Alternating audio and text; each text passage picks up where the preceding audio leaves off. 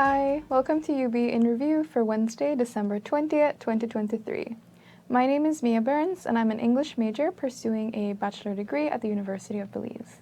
Tonight, our newscast presents a diverse lineup of stories that reflect Belize's vibrant spirit. From UB students making their mark at the SICA Youth Forum in Honduras to the 10th edition of the Silvaana Lekcha, we've got it all. As a part of our journey towards Belize's bright future, we bring you an inspiring tale of resilience and achievement. UB students took center stage at the 3rd SICA Youth Forum held in Honduras. It was an enriching display of Belizean brilliance and cultural pride. Elias Luna takes us through the triumphs and aspirations of these young minds.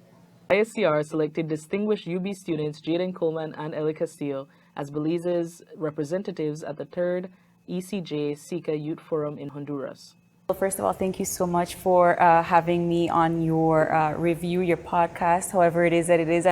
Congratulations to Ms. Ima Case and her wonderful student group for even allowing you guys to attempt this kind of assignment. So great job, UB.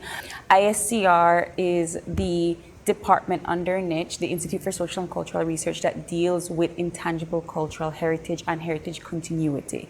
And so it is our mandate really to assist in any kind of cultural safeguarding, preservation. We like to call ourselves stewards, if you will, of cultural heritage.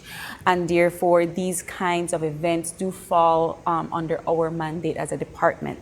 We have representation from Belize, our sister country Belize. We have Jaden and Ellie Castillo, Jaden Coleman, and all of the Colemans that are watching and be saying, hey, that my family. Well, it could be, it could be. The journey began in September 2022 when ISCR initiated a significant project, creating an Afro-descendant inventory in Belize, an ongoing endeavor accomplished through a collaborative effort involving SICA and senior representatives from the National Garifuna Council and National Creole Council. I had mentioned previously that we're doing this inventory, but we already have a cultural inventory. It's called the Belize Living Heritage website, where we publicize cultural celebrations. We talk about some of the history because we do have a public history department here. So we don't have everything. We don't have all the information because our job is to research and then to put that information out. You can put your information there. So if there is something that you know about a particular culture, or it's your culture or your festivity or your ritual or your ceremony, you can add it. There is an opportunity for you as the public to engage with us and tell us what we don't know, because we don't know everything, right?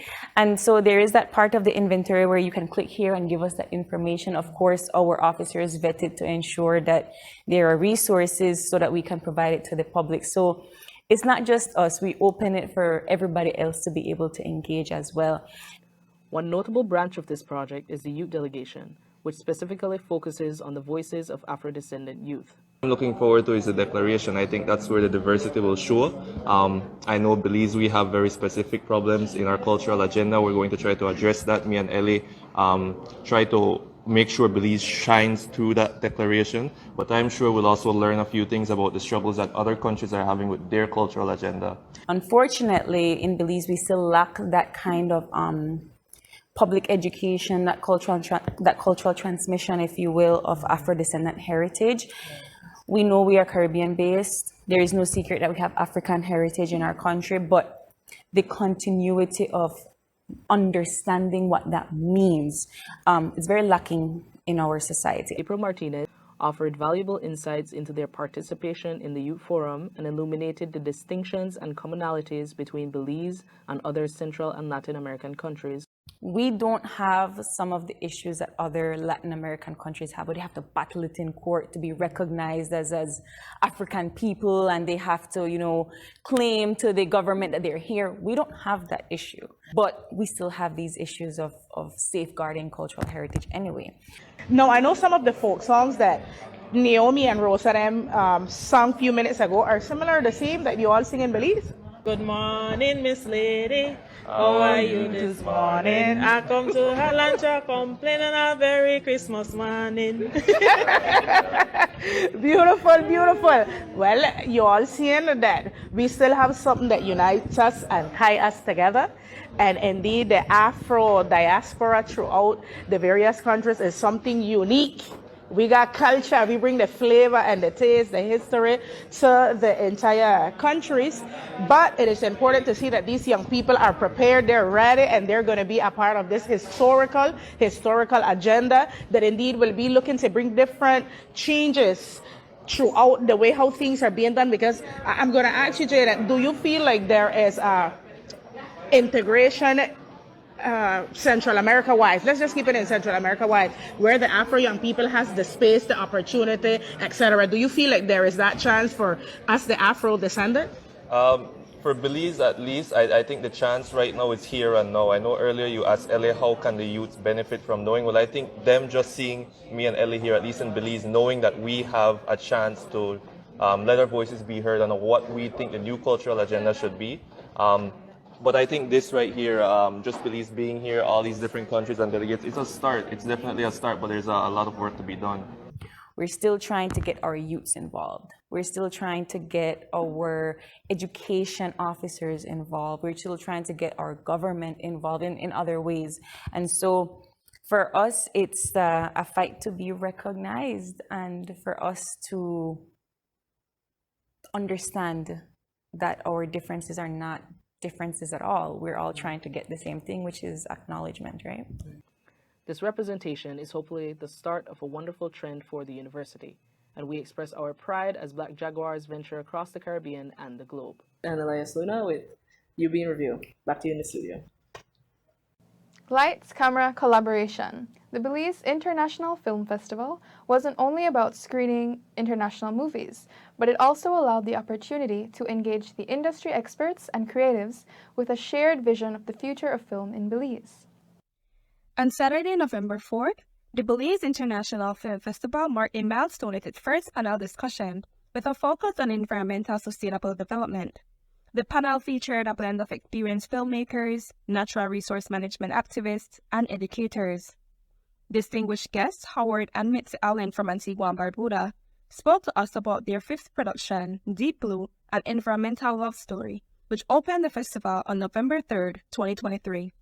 The film is really a mirror on society, and we're not offering solutions. And I know Suzette says every filmmaker has a side. We obviously do have a side, but what we're saying, take a look at yourself and your beliefs, and where do you see yourself in this big blue picture, and start the conversation. So we look at the plight of everyone, even the people who are supposed to be saving the environment. They have an agenda. And so we want the information to reach to the grassroots level, the people who have no time to sit around and talk about the environment because they're trying to eke out a living, and you can't tell a fisherman to stop fish. What is the alternative? And the politicians are looking for ways to keep the economy going. And so what Deep Blue really shows, and we've realized it with all the screenings we have done so far, is that the problem was really with small island developing states. If you're going to tell us to conserve, what is the alternative? And I really love our Noble Belize because it's giving examples of what's possible. And I'd love for it to show in Antigua and Barbuda, because there are other things that are possible. Dr. Pio Saki, UB Natural Resource Management lecturer, shared his views as an indigenous Maya on the aspect of land as a commodity and the importance of discussing these issues. Land is our life, right? But I think we also forget that we only have one side, that is the side of the earth there. There is no other earth for us.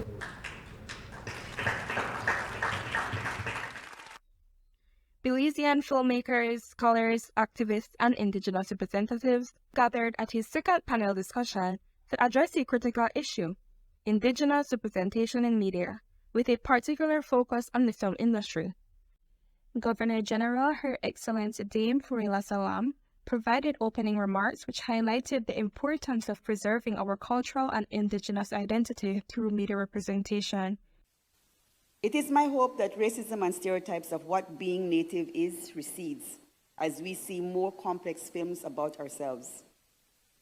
We enjoy the conveniences of modern life, but we also worry about whether our children will be able to sustain themselves using our timeless values of reciprocity and maintaining balance with our natural environment, while not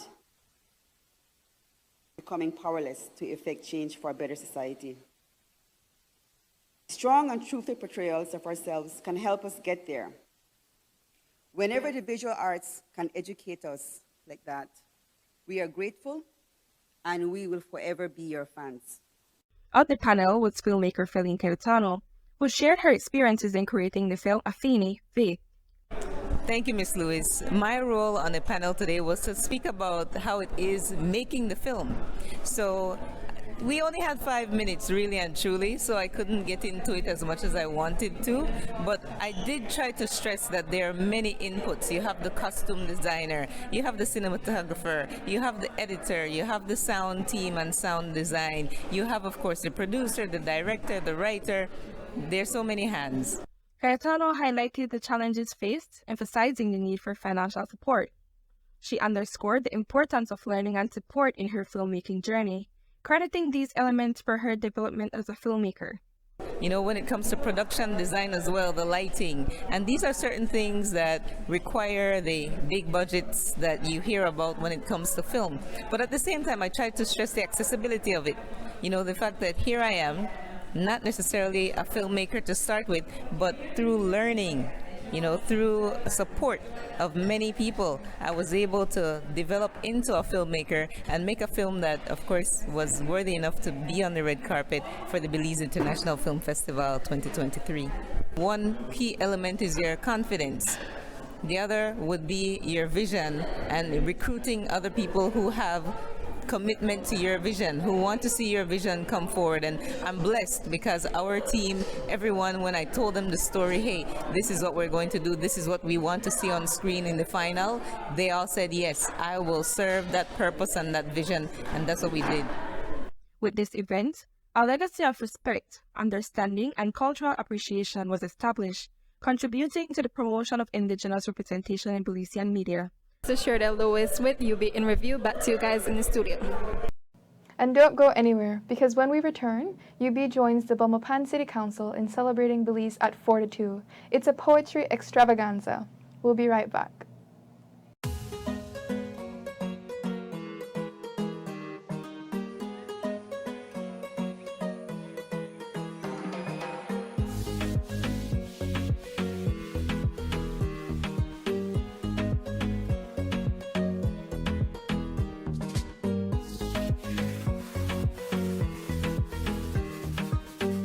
Hello people, my name is Ernesto and I am from Panama. I am here enjoying the experience with the people of Cuba, of Taiwan, of Guatemala, mostly with the people of Belmopan City. Thank you.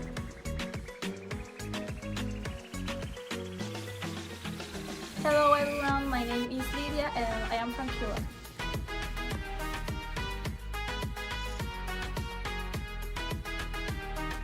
Hello, my name is Araceli. I am from Mexico. I am happy for the experience.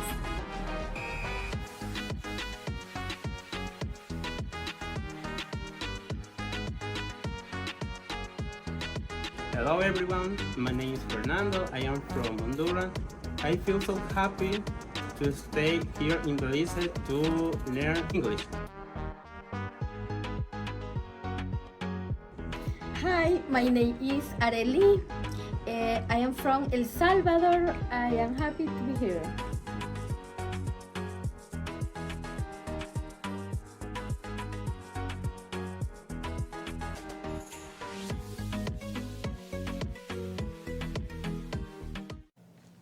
In celebration of Belize's rich history and the journey to its 42nd year of independence, the University of Belize teamed up with the Belmopan Citco for a poetic extravaganza. This event proved to be more than just verses. It was a poetic exploration of what Belize means to each of us. Mariette Romero was in attendance and unraveled the layers of patriotism from the voices of Belize's next generation. This is the second year we are partnering with the University of Belize in conducting this poetry competition. The poetry competition is part of the September celebrations calendar here in Belmopan, and we are very grateful that the university took it on with us this year again. We need to get our students engaged with patriotism. The competition was geared around the September celebration theme for this year, and I must say I want to thank the students from the university and also from the high schools that participated today. Writing the poem isn't that bad because when you're reading it, it sounds good in your head. So I started reading it in front of this much people, and I'm trying to get the expression. That was really difficult, and I was just shaking. This is a useful skill. You eventually has to talk in front of audiences bigger than this. This helps build up your confidence. There's nothing you really need to be afraid of. It's just your brain telling you that you know what, you're scared of this. So you should just do it, because just give it a shot. At a time as crucial as now in the history of the country, where Reformation is revamping the Belizean identity through the Constitution, education, government sectors and systems, the part poets play is as crucial as ever. To return to the foreground, spelling out in flowery language where the people stand now and who they would like to be. It sets the foundation for new poets to find their voices. It was a great pleasure to be the second place winner of this competition. My poem was entitled Internal Echoes, Belize Journey Through Tide. Is a poem that reflects on the history of our September celebration themes from 1998 until 2023. It's a very impactful poem. It's my first time doing it. But it's very worth it because it brings out the history, and also is very important for us as Belizeans to know about how Belize has evolved through these themes over the years. It's very important to use your voice as one. And also in my poem, I've done a little sign language to cater for people with diverse abilities, not only for those listening, but those that couldn't listen, and those who don't speak. The winner of this year's poetry competition was UB's very own Jessica Coop, an English bachelor student who maintains that if only more people had the courage to start writing, they could do great things. So I wrote about a firework, essentially, breaking it down into the small spark that travels along the fuse, or whatever the term is, and then eventually reaches the top and shoots up into the sky and explodes, right? And then you have the people down below that are kind of waiting and then cheering, and it's this sort of hopeful atmosphere that, a lot of people experience around Independence Day.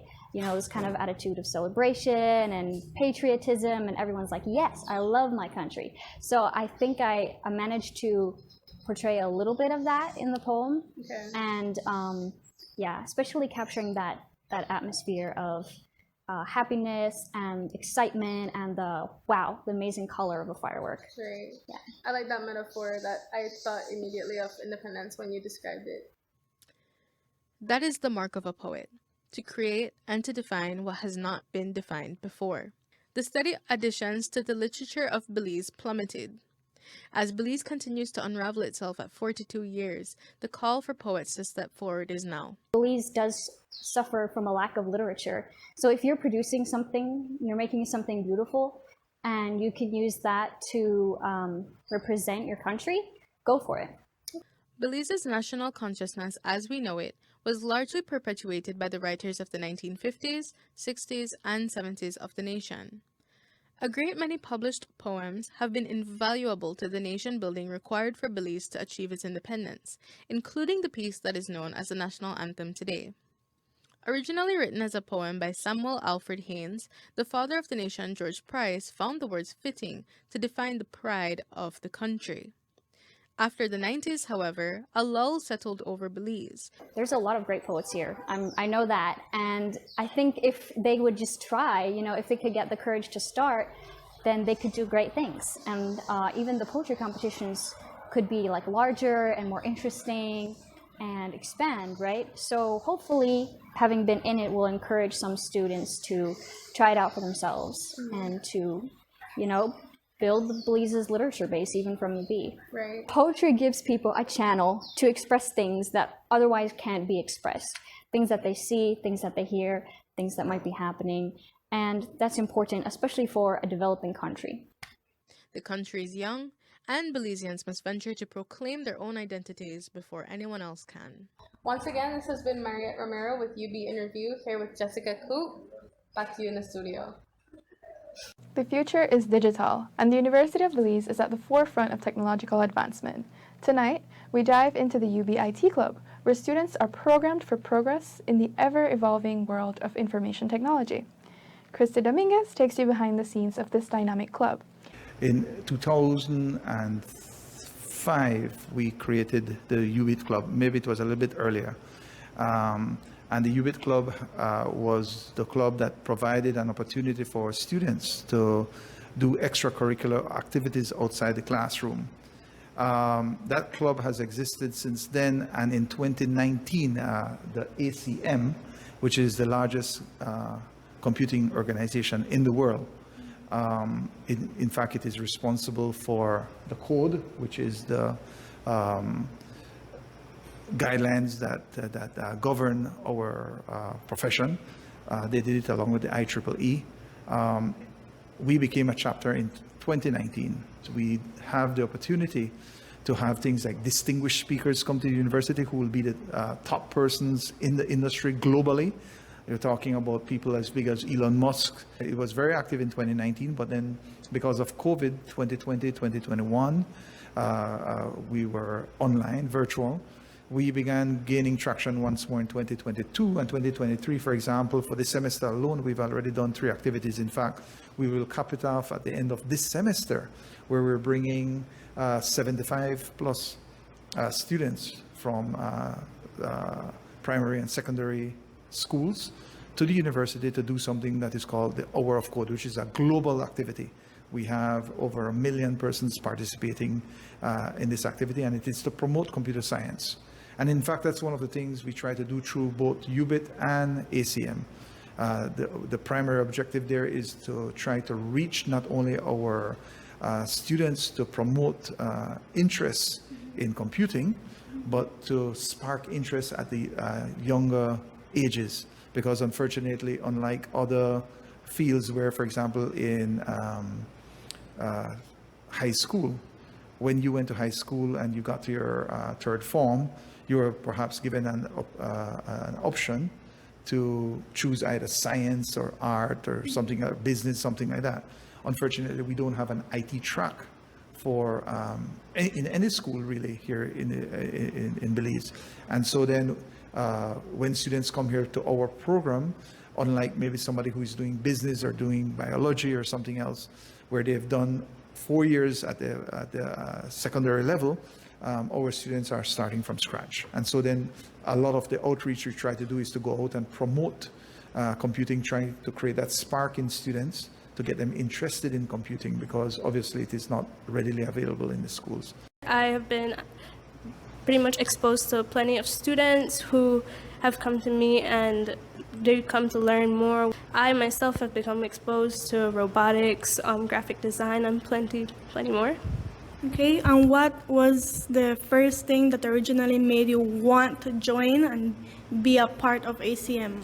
I would say it's to be a part of a community in general. I really wanted to interact with more IT students. As I had transitioned, I was pretty lost, and I just really wanted to know more about IT. And I would say my favorite part has been the open day that just recently passed, being able to see primary school kids and high schoolers come in and us being able to explain to them and give them a passion to want to join IT and come to UB to experience the same experience we have to offer. The aim is to provide everyone together in a space whereby they're all comfortable.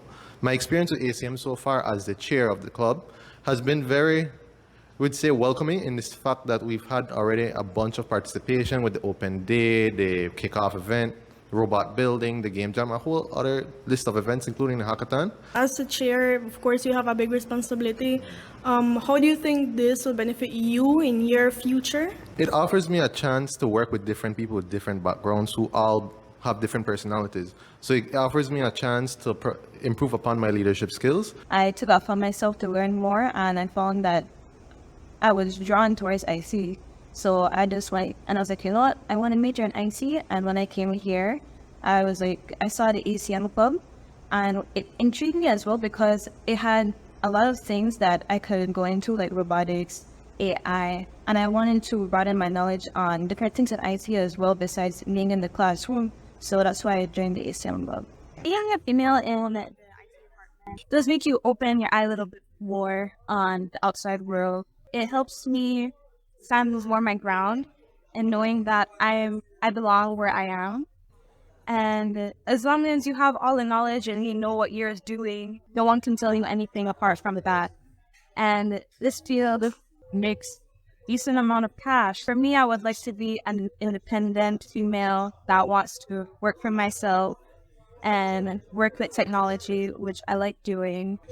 I encourage other females to go as well because you create anything that you want to create in IT. So that's why I love it so much. UB's Science Open Day 2023 was an engaging event of discovery and an unveiling of endless opportunities in the career world of science. Students explored interactive exhibits and experiments which provided a glimpse into the world of innovation and conservation, to mention a few. Here's that story. On the 16th of November 2023, the Faculty of Management and Social Sciences on the Belmopan campus hosted a Science Open Day under the theme Advancing Belize's Vision Through Science and Technology. The turnout was phenomenal, and our university students, high school student visitors, and the public all came together. So the Crocodile Research Coalition is a non-profit that is based in the Placencia Peninsula. Our goal is to conserve crocodilians throughout the region through research, community involvement, and education. But we also focus on rescues if we need to go relocate a crocodile or conduct a community outreach session with a school or a group. That a predator is what manages the ecosystem, right? They control the number and diversity of prey species in the ecosystem, right? So that's why we want to have them. Otherwise, there will be an overpopulation of prey species that will cause an imbalance in the ecosystem. Then a crash in the ecosystem can occur if we don't have these important predators, right? So that is why it is important. The Mayans worship the crocodile as a god, right? So it's a huge part of Belizean culture. So that is also a very important, critical part to have crocodiles still around. In Belize, we have like very, very different species. They're like the puppy dogs of the crocodilian world. They look at you and they all they want to do is run away and swim away because they want nothing to do with people. People are in fact their predators because they're not coming to us to eat us. We're going to them, killing them because we are afraid of them. But once we start feeding them, they start looking at us as a source of food now. And if an animal does attack someone, guess what will happen? The entire community will start, protesting against crocodiles. Oh, they attack this and that. Let's kill all the crocodiles, which calls for a cull, which is bad for the entire ecosystem, right? So that's why we need to be conscious, especially if we live around crocodile habitat. Living with crocodiles. Right, so this gives you some very helpful tips in coexisting with crocodiles. We also dove into job opportunities for science students with the Yashe Conservation Trust. Not just limited to fieldwork, they discussed the diverse roles available. So Yashe is out here today promoting the different work that we conduct throughout the organization, specifically highlighting the wildlife interactions that we have through our science program. We employ people from the natural resource management program, from the biology program, even the finance program. Separate to that, we also have a business arm under the organization. So it's not just science. We also have a business arm, and that is where we sort of tailor towards, like the business students to, create the different business plans to see how is it that we could conduct tours. Even if your background may not be like that specific key area, but once you're able to then execute the work, then that's key stuff that we actually look into. I always had the love for science, and I pursued a natural resources management degree, but I sort of found the love for the communications, the cameras, without all the videoing, and I sort of merged the two together to make, this new unique profession. Jaguar month festivities were in full swing, eventually leading us to the forestry department. They explained their support for conservation efforts, emphasizing sustainable forest management and the vital role of mangroves. We are celebrating Jaguar month this November, and we're celebrating Jaguar Day on November 29th. And so we came out to show what we do with the monitoring of jaguars and how that helps in the conservation efforts. We also had the Sustainable Forest Management Program here, dealing with xylotron and the technology used to scan pieces of timber to ID them. We also had the mangrove restoration desk here, who was giving information about the different methods to prevent erosion and the mangrove cover that we have, and how it is that the department is moving to restoration programs and how we can help and how everybody can help, because we are losing forests. Mangroves are forests as well, and we're losing it at a rapid rate, and we need to put some back out in where they historically were. Wrapping up the day, we had a captivating conversation with a second-year marine biology student. He shed light on the opportunities provided by the Environmental Research Institute and shared fascinating insights into the work they have been doing as students. So far, the program has been really nice. UB and ERI provides a lot of opportunities for us to go to volunteer work out at Calabas Field Station and any other areas that they do work in. I have done a couple of different things with UB ERI, such as Stoari coral tissue loss disease, coral bleaching, and coral spawning monitoring. I am presenting on seaweed. Other people are presenting on scuba diving itself, the certifications. Other groups are presenting on corals. It's a good opportunity for students to come into the marine biology program because you can learn more about our environment, more about our waters, which is very important to the Belize. Mia Burns for UB in Review. Brace yourselves for tonight's feature article, which takes a look in our story. The Faculty of Education and Art, under the leadership of Miss Ivory Kelly, presented the 10th edition of the Jaguar Salon series, Silvaana's Lekcha. It was a discussion on writing from the soul as a form of embracing and preserving the Creole culture through language and stories. September 5th, 2023 marked the end of an era as the final Dr. Silvaana's Lekcha to be presented for the foreseeable future. Conquering even a global pandemic, Dr. Woods brought groundbreaking lectures on the Belizean Creole language for 10 glorious years. September 5, 2023 marked the end of an era as the final Silvaana's Lekcha to be presented for the foreseeable future.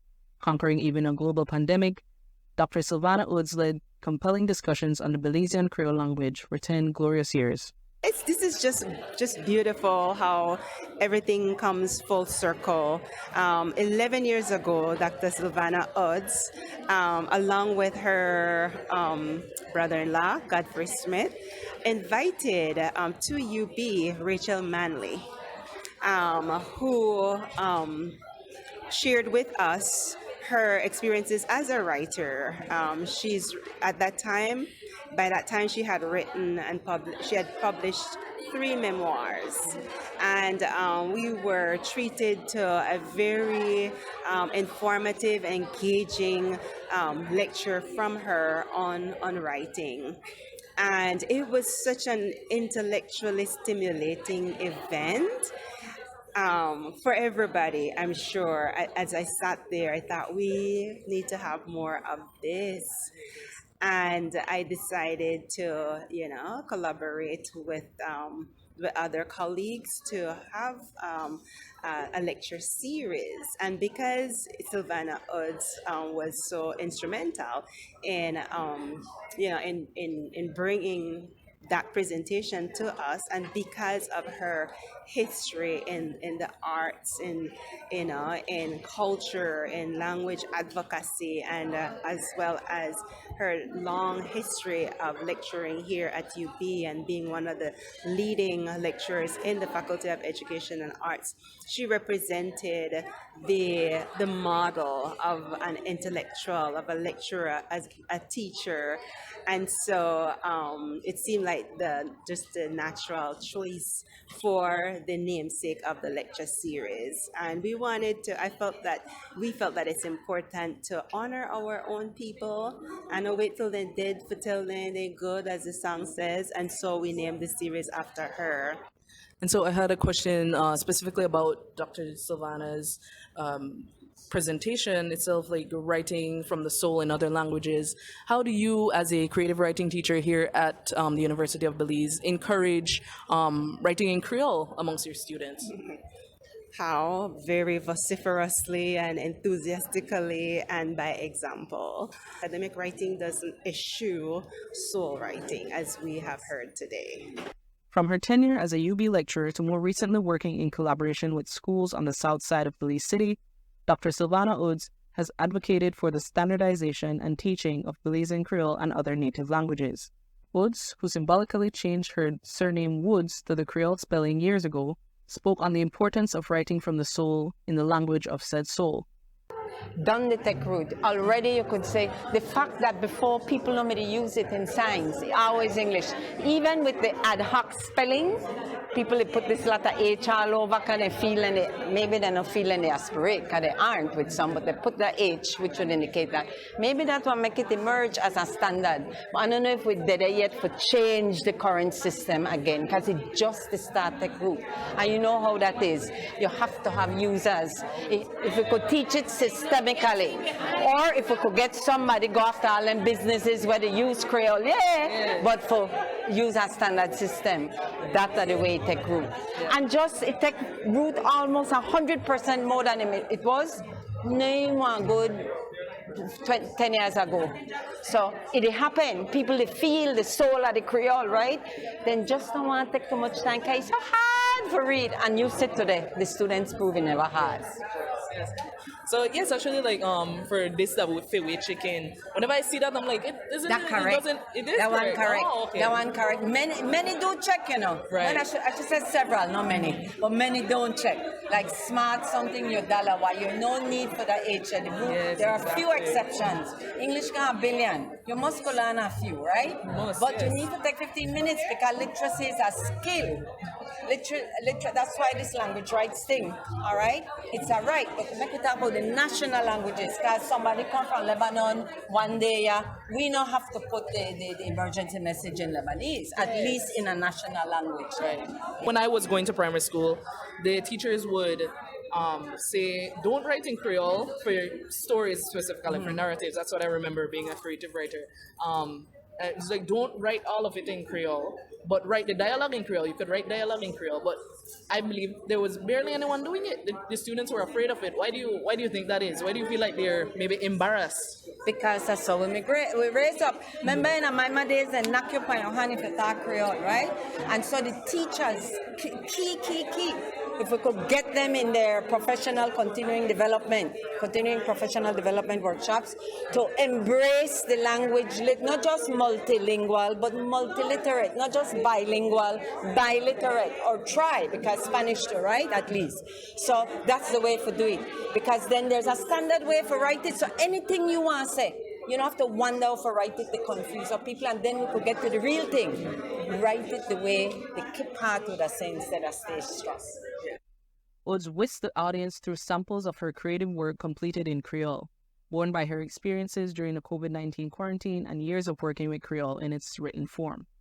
Exploration of other authors' writing that utilized the same practice offered a thorough overview of soul writing.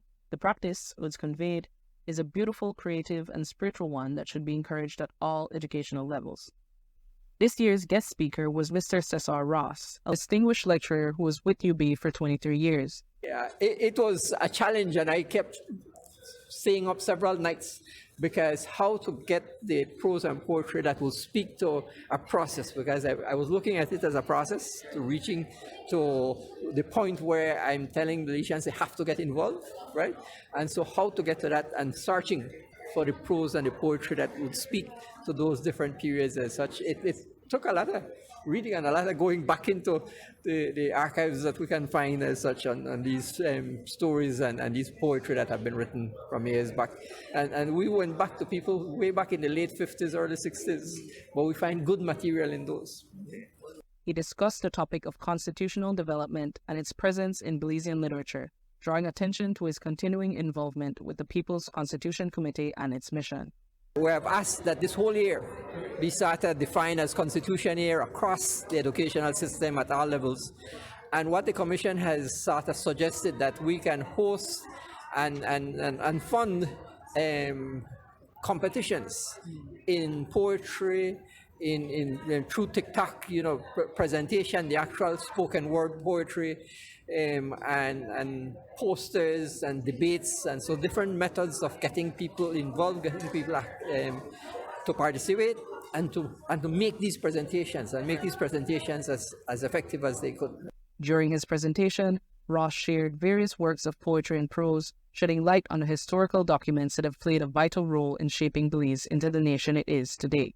I would keep reminding Belizeans and my favorite people, UB people as such, this is something that we have to stay together on, we have to work together on, and we have to make the Constitution, but not only Constitution, Belize a better place as such. We have to realize the dreams of our founding fathers, and the preamble. The preamble is beautiful, but we have to actualize it in the rest of the Constitution as such. The future of the Jaguar Salon lecture series, Kelly Mused, is a hybrid between traditional lecture hall, presentations, and online seminars. With Uds tying a bow on her series and Kelly announcing retirement from the organizing committee, curious eyes and minds are left wondering who will take the helm. But there seems to be an interest in the department to continue it in some iteration. Not so sure if it will be under the same name and the same branding and the same format, but the spirit and the objectives will remain for sure. Perfect, thank you. This has been Ivory Kelly from the Silvaana Uds lecture series, 10th year, and this has been Elias with UB in Review. Thank you so much. Back to you in the studio. And that's it for tonight's newscast. If you enjoyed this newscast and want to share it with your friends or family, you can find us on the UB Jaguar Journey podcast YouTube channel. We look forward to seeing you tomorrow night at 8 p.m. as my colleague, Chrissy Dominguez, anchors. I'm Mia Burns. Until tomorrow night, Jaguars. Stay connected and stay inspired. Good night.